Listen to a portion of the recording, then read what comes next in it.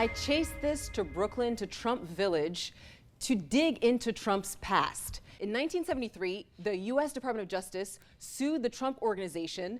Fred, Trump's dad, and the Donald were accused of not allowing black tenants on their properties. I spoke to investigative reporter Wayne Barrett at his home in Brooklyn, and he wrote a book about Trump called Trump, the Deals, and the Downfall.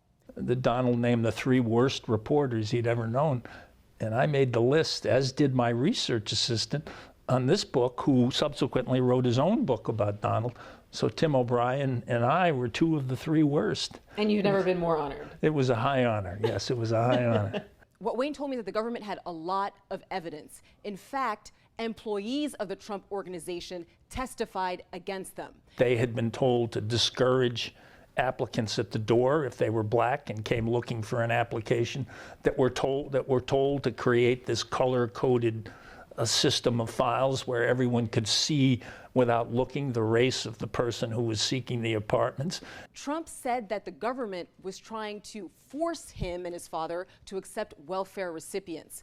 He just lived in a land of fantasy then, or was willing to construct whatever reality he wanted to construct about this case. It was never about welfare recipients. The Trumps ended up capitulating after a long drawn-out fight. They signed a consent decree without admission of guilt. I asked Wayne how Trump's views were received back in the 70s when this case was happening. In much the same way his comments are received by white people today. He wasn't talking to a black audience when he said this. So when this case was happening, Trump was in his late 20s, and it was his debut in the New York press. So it was an indicator of the future Trump. 2 things jumped out at me when I did the research on this. One, that it wasn't a family that was affected, it was a government tester that started this lawsuit. And I think that's one of the reasons why it will probably not go anywhere. On the other side, they didn't admit any guilt, and this was a part of a sweep by the government across the board. There were dozens of companies that they sent these testers out to. It did go somewhere because they had to settle,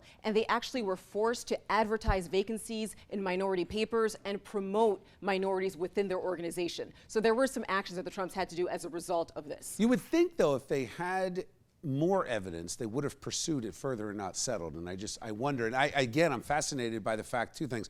One, it was more than 40 years ago. And 2, Donald Trump is actually doing better among black voters than other Republicans. And I think that's very telling. Let's see where it goes.